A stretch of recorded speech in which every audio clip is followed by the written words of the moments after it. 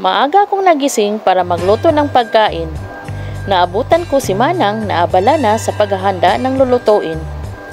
Good morning, Manang! Pasensya na po, medyo naliit ang gising ko. Agad siyang ngumiti ng matamis nang makita ako at hinimas niya ang likod ko. Okay lang yan, sabay hagod sa likod ko. Ilang minuto lang natapos na ang aming niluluto. Hinanda ko na ang breakfast table. Dinala ko na ang aming pagkain na niluluto at hinanda namin. Sinigurado ko na ok na ang lahat. Nandyan si Charles, bulong ni Manang. Kaya agad akong lumingon at sabay bati, "Good morning!" Bati ko sa kanya na masigla kong boses, sabay ngiti. Pero kahit tingnan lang niya ako saglit, ay para wala siyang pakiramdam at parang wala siyang narinig. Sabay na kaming kumain, parang walang kasama at tahimik lang. Walang imik. Napalunok ako bigla nang bigla siyang tumayo na parang walang gana. "Charles, hindi mo na ba tapusin ang pagkain mo?" Pero wala siyang narinig. Ba't kalaunan sinagot naman niya ako. Nawalan na ako ng gana, I lost my appetite. Malamig na sambit niya. Sabay alis at napatulala na lang ako. Napagbuntong hininga na lang ako at sabay ngiti. I always wanted to have a magical and amazing love story. Pero biglang naglaho ang mga pangarap kong iyon. Pinagkasundo ako ng mga magulang ko kay Charles. Pero tinanggap ko iyon kasi wala naman talaga akong kawala. Kailangan kong pakasalan ang taong gusto ng aking mga magulang. Simula pa lang nung nakita ko ang aking mapangasawa ay talagang namangha ako. Napakagwapo niya, matangkad, matipuno, matangos ang ilong. Sobrang gwapong-gwapo ako na parang na love at first sight ako. I am trying to get inside his heart pero bigo ako.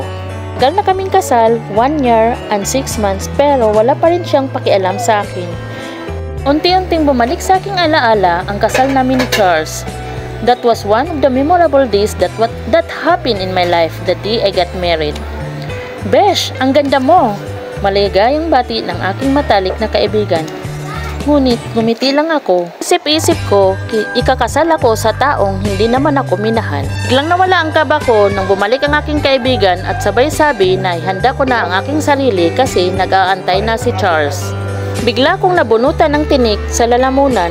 Akala ko mapahiya ako sa araw ng pinakahihintay kong araw, ang araw ng aking kasal.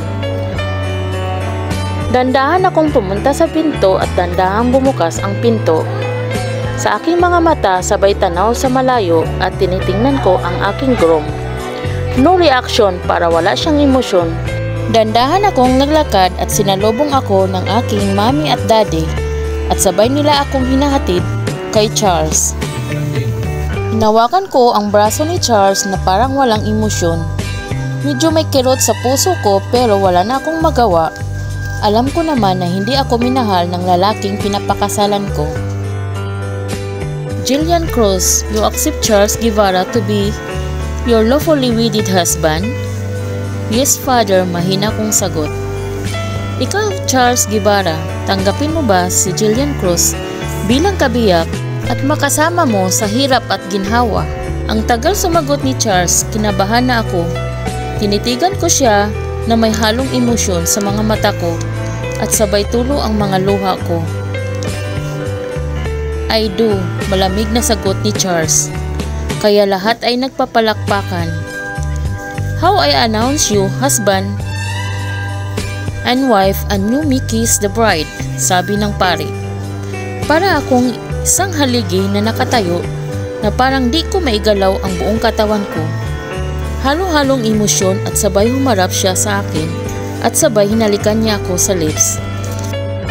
Na parang nakukurinti ako. In love na ako sa aking asawa pero alam ko na hindi niya ako minahal kasi may girlfriend siyang minahal niya. 1.5 taon na pagsasama namin, wala akong maalala na kinausap niya ako. Nalulungkot ako kasi parang di niya ako asawa. The way he treat me, ang sakit talaga. Kunting pagmamahal na galing sa kanya ay hindi niya maibigay sa akin. Mamahalin kaya siya ni Charles? May pag-asa pa kayang lumambot ang puso niya? Abangan!